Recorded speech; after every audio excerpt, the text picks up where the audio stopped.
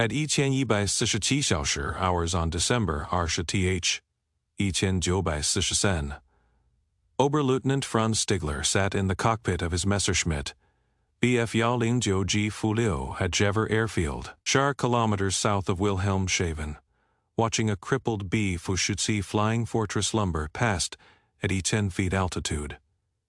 The bomber had no tail guns, no nose cone. Holes large enough to crawl through punctured the fuselage. Stigler had RCC confirmed kills. One more bomber would earn him the Knight's Cross, the most coveted decoration in the Luftwaffe. He could see the crew inside through the torn metal. This should have been the easiest kill of his career. Instead, he made a decision that could get him executed. The day had started at Lingwu Sensi Xiaoshi hours with a briefing at Jever. Major Wilhelm Dahl, commander of Jageschwader RCC, informed his pilots that American bombers were targeting Bremen's Foch 10 Wolf Yaojolun production facility. Intelligence estimated Sanwulian to Sulining B-52 and B-52 would participate in the raid, escorted by approximately Ardening P-52 Thunderbolts. The Luftwaffe would scramble every available fighter. Jaji RCT would contribute Sishiti BF Ebiling Jos and FW Ebi Joshemaus. The weather forecast predicted broken cloud cover at Ba-10 to Yuan 2,000 feet, clear above Yuan 5,000 feet. Temperature at bomber altitude would reach -60 degrees Celsius. Winds from the northwest at 60 knots. Visibility excellent above the clouds. Perfect conditions for a maximum effort raid. Dahl explained the tactical situation. American bomber formations had been increasing in size throughout autumn 1946. September raids averaged Yaobalin bombers. October raids reached Arwulin. November saw formations of Seninin or more. December RCTH would likely exceed Sidinun aircraft. The sheer numerical superiority meant German fighters could not stop the raid. They could only inflict maximum casualties and hope the Americans decided the cost was too high. Each BF Yaldin Joe pilot received specific instructions. Climb to Liaowen 10 feet. Position southwest of Bremen. Wait for the bomber formations to begin their bomb runs. Attack during the bomb run when the B-52 had to fly straight and level. Target the bombers on the formation edges, the stragglers, the damaged aircraft. Avoid heads-on on attacks against the lead bombers with their concentrated defensive fire. Strike where the formation was weakest. Franz Stigler was Arshaba years old. He had flown combat missions in North Africa with Hans Jan Washim Marseille, the Star of Africa. He had survived the Afrika Corps collapse. He had fought over Sicily and watched the Allies advance. His younger brother August, also a pilot, had died when his Junkers Ju Bashaba crashed in Etienne Jobai Sischer. Franz understood war. He understood loss. He understood duty. But he also understood something else that separated him from many Luftwaffe pilots. Before the war, he had been a commercial airline pilot for Deutsche Lufthansa. He had flown passengers across Europe, businessmen, families, children. He had been responsible for their safety. Every flight, every passenger mattered. That mindset never left him, even now flying a fighter aircraft designed to kill. He thought about the men inside the bombers. They were not just targets, they were pilots, navigators, gunners, men with families, men who wanted to survive. This created internal conflict. His duty required him to destroy American bombers. His conscience reminded him that those bombers contained human beings. The Luftwaffe offered no resolution to this conflict. You followed orders. You destroyed the enemy. You did not think about the consequences. Gustav Arfedel offered a different perspective. Arfedel had been Stigler's squadron commander in North Africa, a veteran of the Spanish Civil War and the Battle of Britain. Arfedel had achieved Josheba confirmed kills by the end of the war, but he maintained strict rules of engagement. You fought honorably. You gave the enemy a chance to fight back. You did not shoot men in parachutes. You did not strafe ambulances. You did not attack defenseless opponents. Our Fidel's philosophy was simple. War did not eliminate honor. Killing an enemy in combat was acceptable. Murder was not. The line between the two depended on whether the enemy could defend himself. A pilot flying a fighter could fight back. A pilot hanging from a parachute could not. Shooting the first was combat.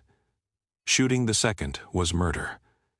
Stigler had internalized these rules. They shaped every combat decision he made. When he attacked a bomber, he aimed for the engines and cockpit. Quick kill, minimal suffering. When he saw parachutes, he did not fire. When he encountered crippled aircraft trying to escape, he faced a choice: destroy them according to regulations, or let them go according to honor.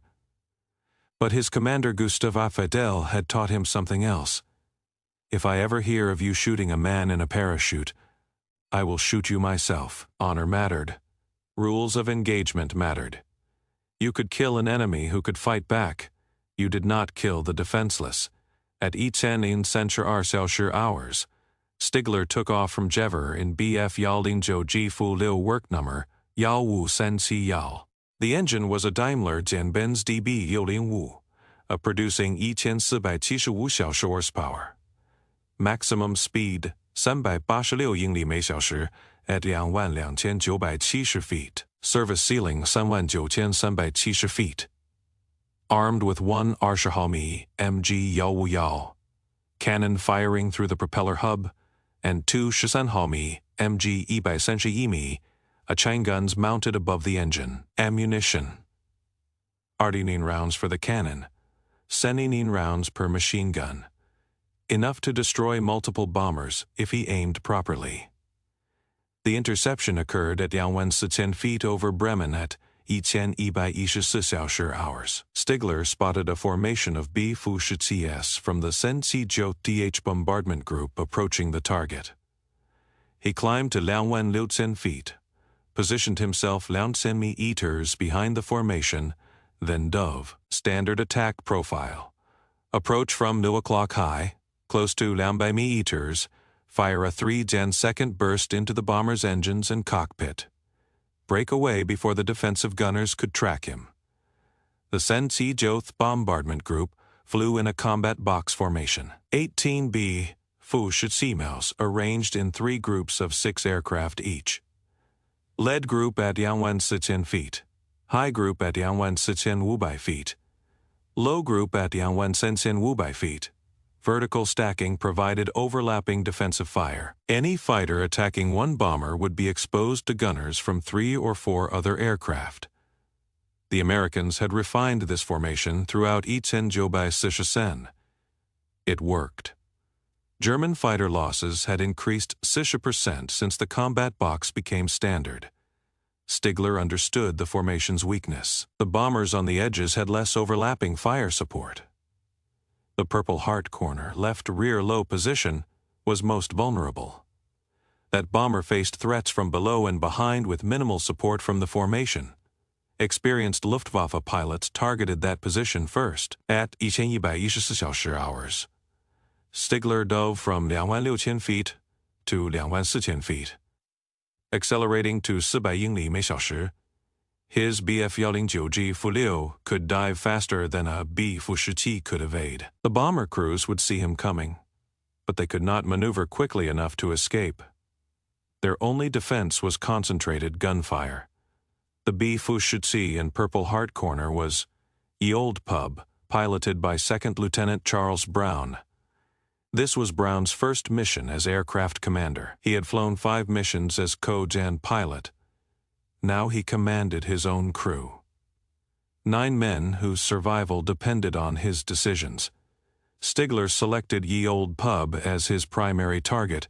He closed to Senbai meters, lined up his gun sight on the number 2 engine, and fired a 2-second burst. His MG Yao Wu Yao 20 毫米 cannon fired at 16 rounds per minute.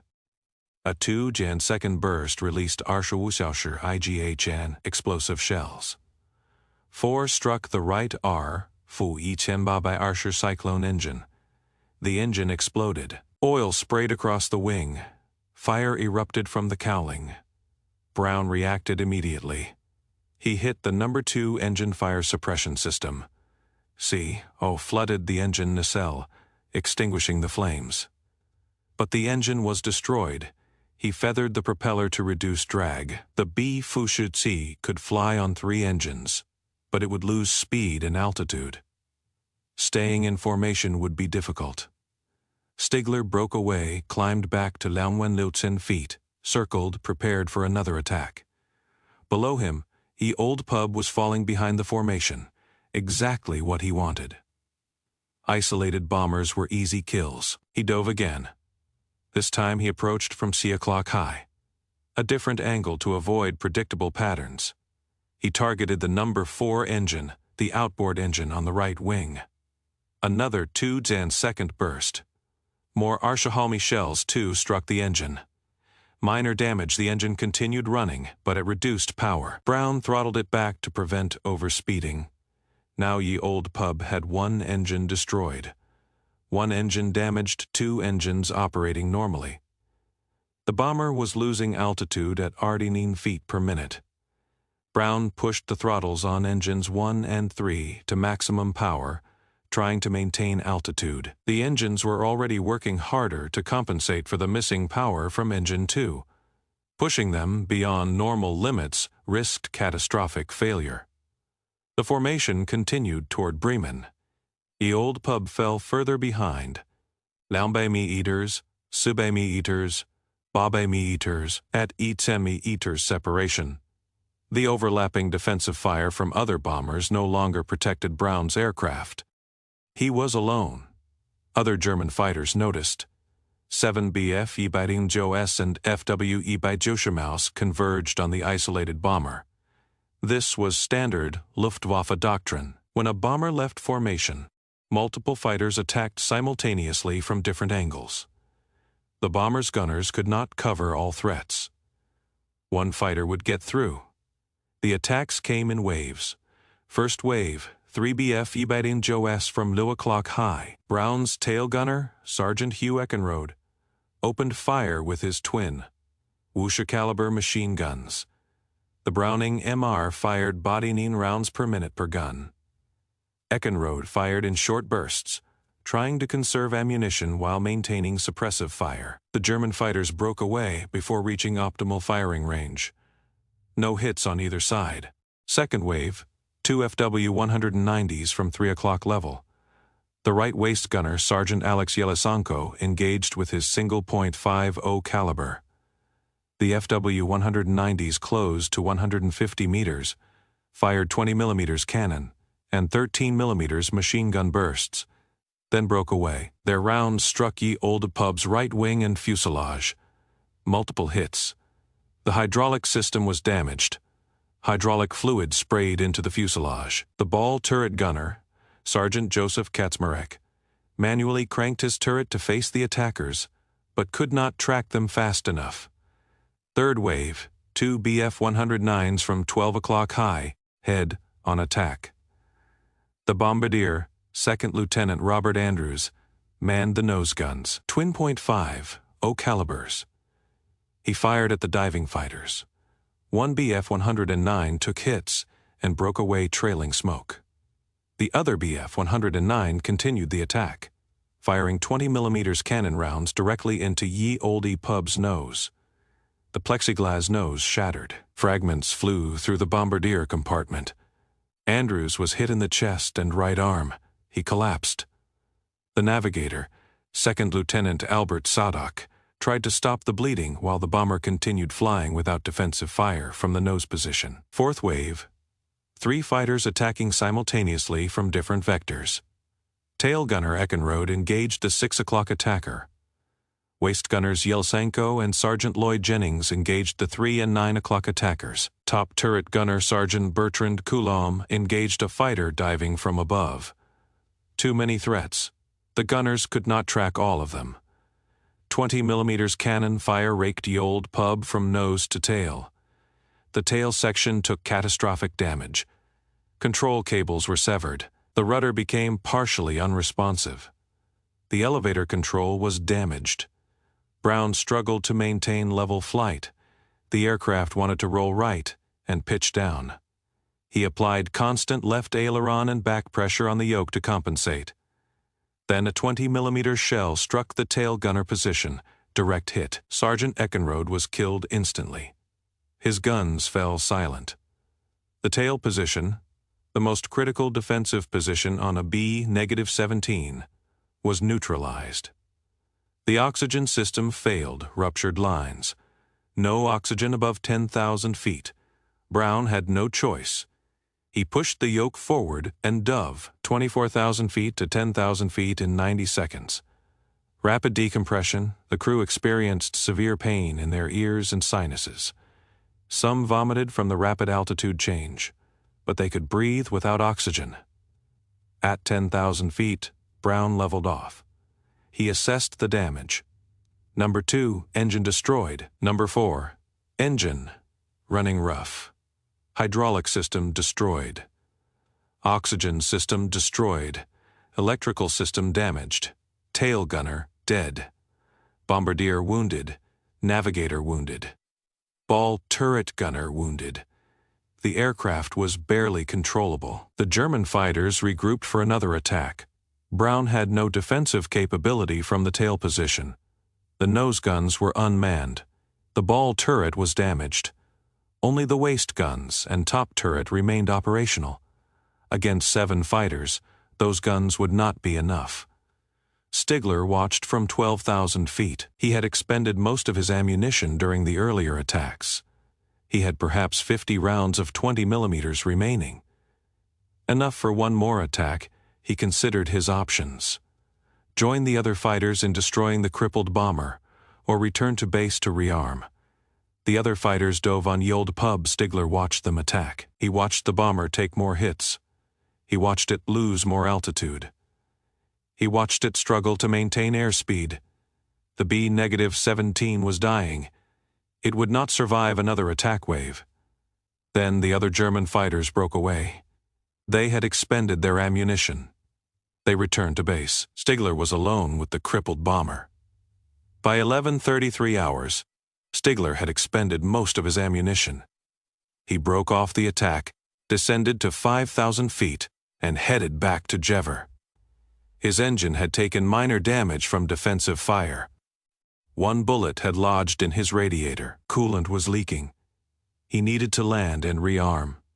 At 11:42 hours, approaching Jever, Stigler saw the crippled B-17. It was flying alone at approximately 1,000 feet, heading northwest toward the North Sea. Too low for the bomber formation. Too slow, no escorts. The aircraft's tail section was destroyed. The plexiglass nose was gone. Holes perforated the fuselage from nose to tail. Stigler could see daylight through the aircraft. He could see crew members moving inside. This was B-17F serial, number 42 to 3167, nicknamed Ye Old Pub. Pilot, Second Lieutenant Charles Brown, 21 years old, from Weston, West Virginia. This was his first mission as aircraft commander. His crew consisted of 9 men, 3 were wounded. One, tail gunner Sergeant Hugh Eckenrode, was dead. Brown himself had taken shrapnel in his right shoulder. The bomber had been hit by flak over Bremen, knocking out the number 2 engine, damaging the number 4. Then German fighters attacked. 15 Bf-109s and FW-190s tore into the formation. Brown's B-17 took cannon fire and machine gun hits across the entire airframe. The oxygen system failed. The hydraulics failed. The electrical system was barely functional. Half the crew had frostbite from the -60-degree temperatures at altitude. They had dropped their bombs somewhere over Germany, probably not on target, just to reduce weight. Now they were trying to reach England. Brown estimated they had maybe 30 minutes of fuel remaining. Stigler climbed to 2,000 feet, positioned himself behind and above the B-17. Standard attack position, he armed his guns. One more kill, the Knight's Cross. Recognition from the Führer himself. Validation that all the combat missions, all the risk, all the death meant something. He moved closer. 800 meters, 600, 400. The tail guns did not move. He expected the gunner to track him, to open fire. Nothing. The guns remained frozen, pointing down and to the left. Either the gunner was dead or the hydraulic system was destroyed. At 200 meters, Stigler could see inside the fuselage. The waist gunners were tending to wounded crew members. One man was slumped against the bulkhead, blood visible on his flight suit. Another man was trying to apply pressure to someone's leg. The ball turret was retracted but damaged. The tail gunner position was empty. Through the massive holes in the fuselage, Stigler could see the extent of the damage. The internal structure was exposed. Longerons were bent. Stringers were severed. The aircraft's skin was shredded in multiple locations. He could see through the bomber from one side to the other. Daylight penetrated the fuselage in at least 12 different locations. The bomber's flight characteristics revealed additional damage. It flew nose, high at an unusual angle. The pilots were compensating for damaged control surfaces. The right wing dropped slightly, indicating asymmetric thrust from the damaged number 4 engine. The aircraft yawed left periodically, suggesting rudder damage or control cable problems. Stigler assessed the bomber's chances of survival. Current altitude, 1,000 feet. Distance to the North Sea coast, approximately 80 kilometers. Distance across the North Sea to England, approximately 400 kilometers. Current airspeed, approximately 180 miles per hour based on the bomber's attitude and engine sound. At 180 miles per hour, the bomber would take 27 minutes to reach the coast. Then another 134 minutes to cross the North Sea. Total flight time, 161 minutes, but the bomber had been flying at combat power for over 2 hours. The fuel tanks were likely half empty or less. The damaged number 4 engine was consuming fuel at an abnormal rate. Stigler estimated the bomber had perhaps 90 minutes of fuel remaining. Maybe less. The mathematics were brutal. The bomber needed 161 minutes to reach England. It had fuel for 90 minutes. It would run out of fuel over the North Sea, approximately 130 kilometers from the English coast. The crew would ditch in the North Sea. December water temperature, 8 degrees Celsius. Survival time in water that cold, 30 to 60 minutes maximum. The nearest rescue vessels were British Air, sea rescue launches based on the English coast. They would need at least 90 minutes to reach a downed crew in the middle of the North Sea. The crew would die of hypothermia before rescue arrived. These calculations ran through Stigler's mind in approximately 15 seconds. He understood the situation completely. The bomber was already dead. The crew just did not know it yet. Stigler flew closer, 100 meters, 50. He positioned his BF-109 alongside the B-17's port wing. Just off the cockpit, he looked across at the pilot. Lieutenant Brown looked back. Brown's face was pale. Blood stained his jacket. His eyes were wide, exhausted, terrified, waiting for the cannon fire that would kill him and his crew. This was the moment that defined Stigler's entire combat career. Not his 28 confirmed kills, not his 487 combat missions, not his survival through being shot down 17 times. This moment, this decision. Luftwaffe regulations were explicit. Destroy all enemy bombers, no exceptions. Enemy bombers had killed German civilians in Hamburg, Bremen, Cologne, Berlin. The B-17s dropped thousands of tons of high explosive and incendiary bombs on German cities. Women and children died in those raids. Firefighters died trying to save them. Hospitals were destroyed. Schools were destroyed. The bombers were weapons of mass destruction. Every German pilot understood the calculus. Each bomber that returned to England would come back tomorrow with more bombs, would kill more German civilians, would destroy more German industry, would prolong the war. Destroying a bomber today saved German lives tomorrow. This was not murder. This was defensive warfare. But Gustav Arfedel's teaching contradicted this logic. Honor matters. Rules of engagement matter. You do not kill defenseless men. The question was, were these men defenseless? Stigler considered the question carefully. The bomber had guns. Waist guns still functional. Top turret still functional. If those guns opened fire, they could kill Stigler. Therefore, technically, the crew was not defenseless. But realistically, if Stigler attacked from below or from the tail, the remaining guns could not track him. He could position his Bf-109 in the bomber's blind spot and fire at will.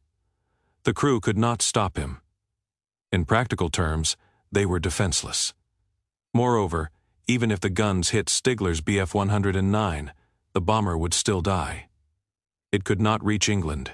It would ditch in the North Sea. The crew would die of hypothermia. Stigler's attack would simply accelerate their deaths by 90 minutes. This created a philosophical problem. If the crew was going to die regardless, did it matter whether Stigler killed them now or let them die later? One could argue that shooting them now was merciful. Quick death from cannon fire versus slow death from hypothermia. Perhaps killing them was actually compassionate. But Arfedel's teaching did not include such nuance. The rule was simple. You do not shoot at defenseless men. No exceptions. No circumstances that justified breaking the rule. You either followed the code of honor or you did not. Stigler made his decision. He would not fire.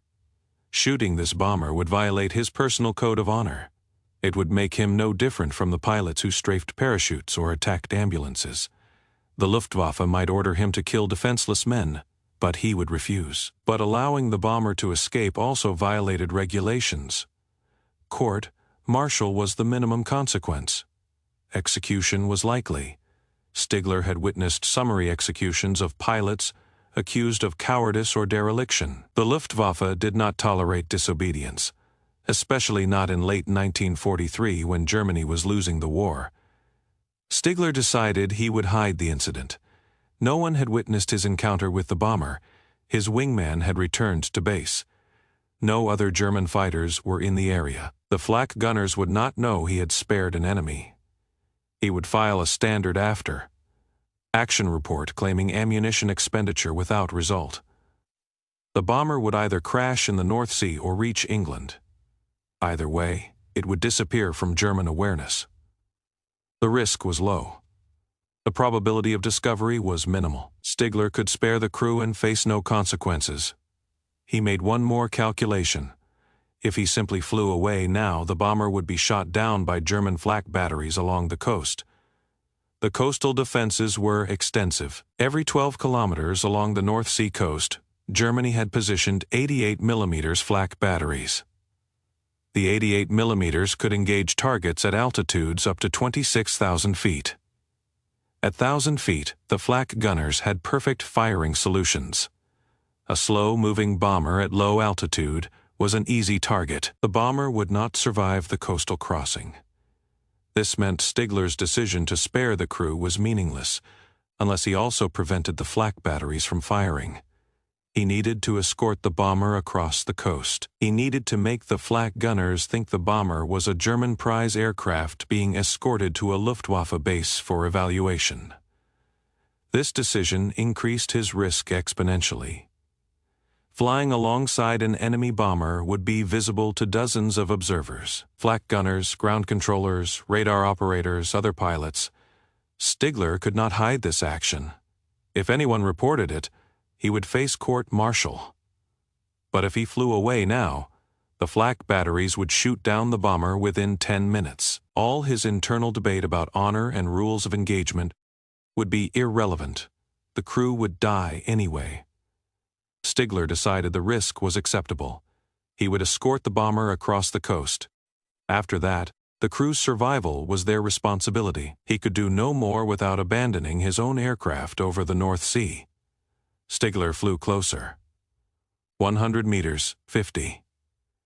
He positioned his Bf-109 alongside the B-17's port wing, just off the cockpit. He looked across at the pilot. Lieutenant Brown looked back. Brown's face was pale. Blood stained his jacket. His eyes were wide, exhausted, terrified, waiting for the cannon fire that would kill him and his crew. Stigler made his decision. He did not fire. Shooting this bomber would be the same as shooting men in parachutes. They could not fight back. They could barely fly. Destroying them would not be combat. It would be execution, but allowing them to escape violated his orders. Every German pilot knew the standing directive: destroy all enemy bombers. The B-17s were bombing German cities, killing German civilians, destroying German industry. Each bomber that returned to England would come back tomorrow with more bombs. Letting one escape was treason. Stigler understood the consequences. If his commanding officer learned he had spared an enemy bomber, he faced court. Martial summary execution was the likely sentence. The Luftwaffe did not tolerate mercy. The war had entered its most desperate phase. Germany was losing. Pilots who showed weakness were removed. But Gustav Raufeldel's voice echoed in Stigler's mind. Honor. Rules of engagement. You do not kill defenseless men. Stigler gestured to Brown. He pointed down, indicating Brown should land. Jever Airfield was 12 kilometers south. Brown could land there, surrender his crew, receive medical treatment. The wounded would survive. Better to be a prisoner of war than dead. Brown shook his head. He was not surrendering. He was flying to England. Stigler gestured again. He pointed northeast, toward Sweden. Neutral territory, 400 kilometers away. Brown could make it if the engines held. The crew would be interned for the duration of the war but would survive. Brown shook his head again. England. Only England, Stigler understood. Brown was not going to deviate. He was going to fly northwest across the North Sea until he ran out of fuel or reached the English coast. Whichever came first. This created a problem for Stigler. If he broke away now, German anti-aircraft batteries along the coast would shoot down the B-17. The flak gunners would see a crippled bomber flying alone at 1,000 feet. Easy target. They would not know Stigler had spared it. They would destroy it before it reached the North Sea. Stigler made another decision. He would escort the bomber across the coast. He would prevent the flak batteries from firing. He would ensure the crew reached the North Sea. After that, their survival was their own responsibility. At 11:49 hours, Stigler positioned his Bf-109 in close formation on the B-17's port side. He flew wingtip to wingtip, approximately 10 meters separation. German flak gunners were trained to identify friendly aircraft by silhouette. When they saw a Bf-109 flying escort, they would assume the B-17 was a captured prize being flown to a German airfield for evaluation. They would not fire. The B-17 flew northwest. Stigler maintained formation inside the bomber. Brown's crew watched the German fighter with confusion and terror. Waist gunner Sergeant Lloyd Jennings wanted to fire at the Bf-109. Brown ordered him not to. If they shot at Stigler, he would retaliate. Better to accept the escort and hope it meant what it appeared to mean. At 11:56 hours, they crossed the German coast near Wilhelmshaven. Flak batteries tracked the aircraft but did not fire. The Bf-109 escort prevented engagement. Stigler flew with the B-17 for another 6 minutes, out over the North Sea. When they were 12 kilometers from the German coast, beyond effective flak range, Stigler prepared to break away. The B-17 was now in open water. German fighters rarely pursued bombers this far over the North Sea. Too much risk of being intercepted by British fighters. The bomber would be safe from German attack. Stigler pulled his Bf-109 closer to the B-17's cockpit. One final time. He looked at Brown. Brown looked back. Stigler raised his right hand in salute acknowledgement. Respect. One pilot to another. Then Stigler banked his Bf-109 hard right, climbed to 3,000 feet, and turned southeast back toward Germany. He landed at Jever at 12:14 hours. His aircraft had sustained minor damage. The coolant leak had worsened. The engine temperature gauge showed 110 degrees Celsius, 15 degrees above normal. The ground crew drained the coolant system, found the bullet lodged in the radiator core, replaced the damaged section. The aircraft would be operational again by 1400 hours. Stigler said nothing about the B-17. He filed a standard after-action report. 2 confirmed kills over Bremen, ammunition expended. Minor aircraft damage. No mention of the crippled bomber. No mention of the escort. No mention of his decision.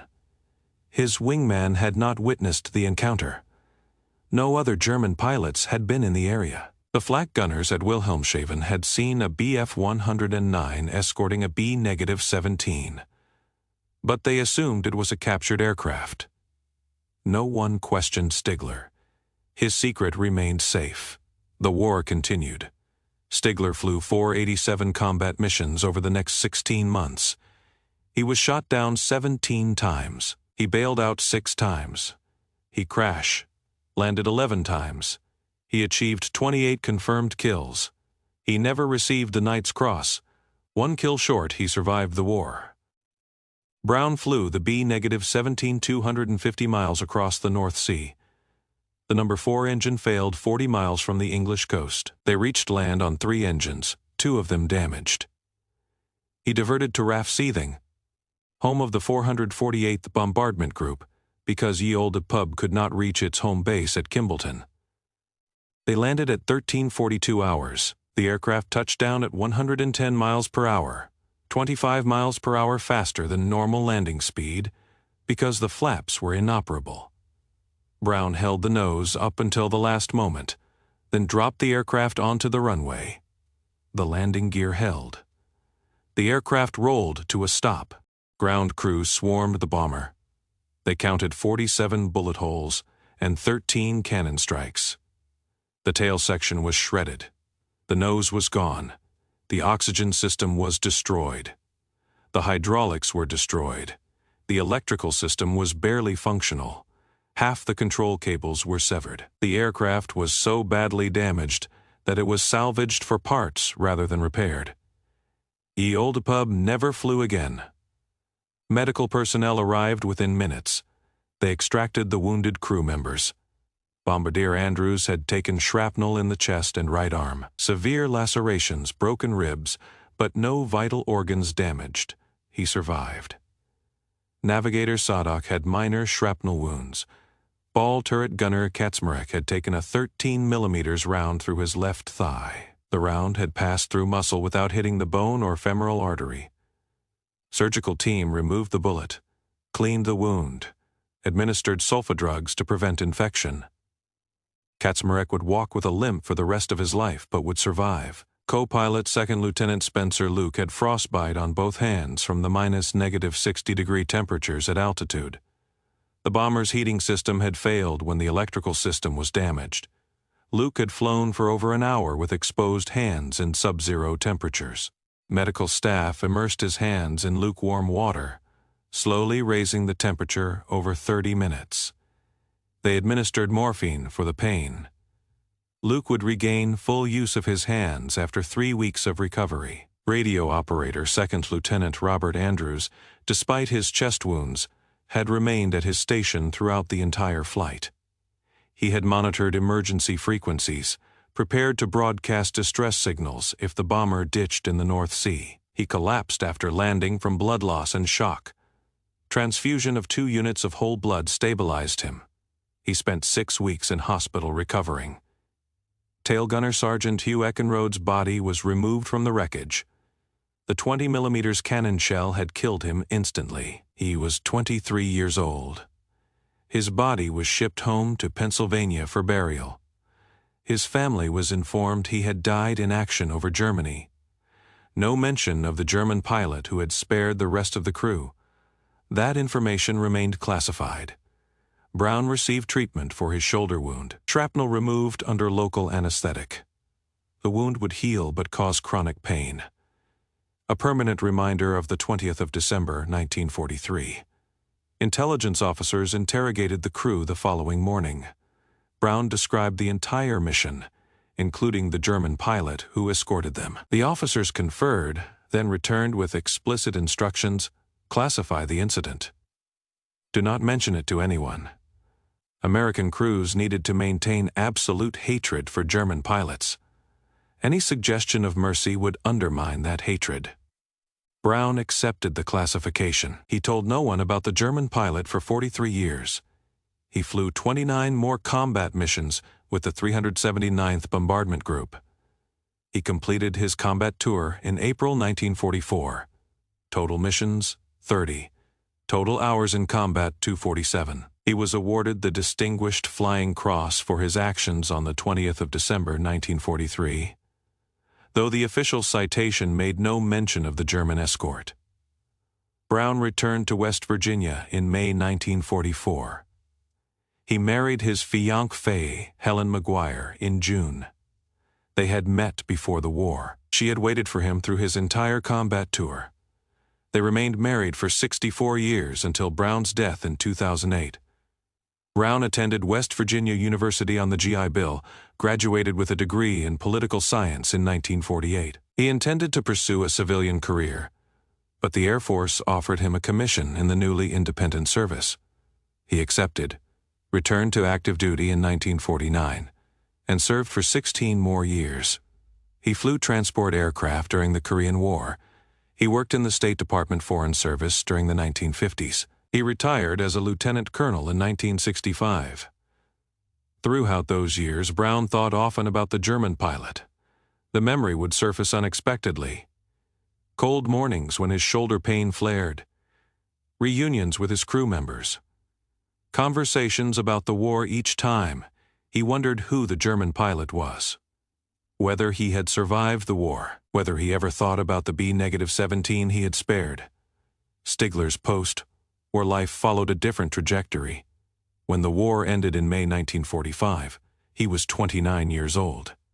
He had survived 487 combat missions, been shot down 17 times, killed 28 enemy aircraft.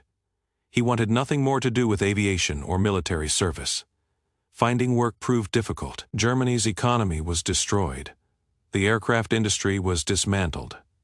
In 1953, Stigler emigrated to Canada, settled in Vancouver, started a machine shop specializing in precision manufacturing. The business grew steadily. By 1970, he employed 47 workers. He married twice. His second marriage in 1955 lasted until his death in 2008. He had one daughter from his first marriage. He never spoke about the war.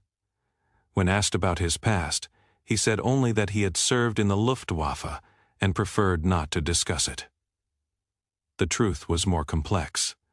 Stigler was not ashamed of his service. He had fought honorably, but he had also seen the worst of humanity. The brutality, the waste, the death. He did not want to relive those memories. The incident with the B-17 haunted him. Not with regret, he never regretted sparing the crew, but with uncertainty. He had violated regulations. He had risked execution, and he wondered whether the crew had even survived. The bomber was severely damaged. It might have crashed into the sea. Stigler's mercy might have accomplished nothing. These thoughts occupied him occasionally over the decades, but he had no way to find answers. He did not know the bomber's identification number. He did not know the pilot's name. He did not know which unit the bomber belonged to. He had no way to research the outcome. Brown attended a reunion of 8th Air Force veterans called Gathering of the Eagles in 1986. During a panel discussion, he told the story. The German pilot who flew alongside them, the escort, the salute. The audience questioned whether it had actually happened. German pilots did not spare American bombers. Perhaps Brown's memory was unreliable after 43 years. Brown decided to find the German pilot, prove the story was real. He spent 4 years searching. Air Force Historical Research Agency, German Bundeswehr Archives, Aviation History Societies. No records mentioned a Bf-109 escorting a damaged B-17.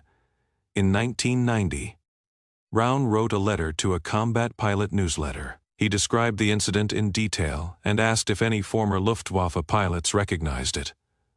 The letter was published in January 1990. In May 1990, Brown received a response from Vancouver, Canada. I was the one. The letter was from Franz Stigler. Brown called Stigler. They spoke for 3 hours. Stigler described his Bf-109, the paint scheme, the markings, the radiator damage, the coolant leak. He described Brown's B-17, the missing nose, the destroyed tail section, the holes in the fuselage. He described the crew members he had seen through the gaps in the metal. He described the salute. Brown knew immediately that Stigler was telling the truth. Every detail matched. The German pilot was real. The escort was real. The salute was real. In June 1990, Brown and Stigler met face-to-face for the first time since the 20th of December 1943. They met in Seattle. Brown brought his surviving crew members. Stigler brought his family. They spent 3 days together talking, remembering, processing what had happened 47 years earlier. They discovered they had much in common. Both had lost brothers to the war. Both had survived hundreds of combat missions. Both had been terrified young men trying to stay alive in a war neither had started. Both had made decisions under extreme pressure that had defined the rest of their lives. They became friends, close friends. For the next 18 years, they spoke regularly. They visited each other. They attended air shows together. They shared memories, regrets, gratitude. Brown wanted Stigler recognized for his actions. In 1993, the Combatants Federation of Europe presented Stigler with the Star of Peace Award. In 2008, following a request from Brown, each crew member of Yold Pub was awarded the Silver Star.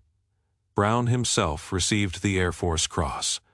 Franz Stigler died on the 22nd of March, 2008, in Vancouver, Canada. He was 92 years old. Charlie Brown died on the 24th of November 2008, in Miami, Florida.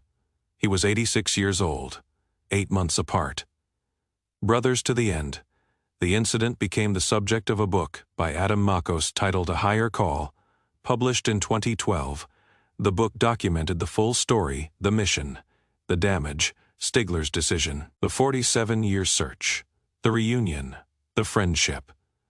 Military historians studied Stigler's actions. His decision violated Luftwaffe regulations. He could have been court-martialed and executed. Yet he chose honor over orders, mercy over duty, humanity over war. His commander, Gustav Arfedel, had taught him well.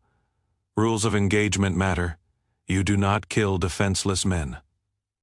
On the 20th of December, 1943, Franz Stigler had 200 rounds of 20mm ammunition. He had clear line of sight. He had a crippled bomber with no defensive capability. He had orders to destroy all enemy aircraft. He had the opportunity to earn the Knight's Cross, the highest honor in the Luftwaffe. He chose not to fire. Instead, he escorted 9 Americans across the North Sea, protected them from German anti-aircraft fire, ensured they reached open water, saluted them, let them go. That decision saved 9 lives. It also created a friendship that lasted 47 years and proved that even in the most brutal conflict in human history, honor could survive. If you found this story worth preserving, please like and subscribe. These stories matter. These men deserve to be remembered, not just for what they destroyed, but for what they chose to save. Thank you for watching.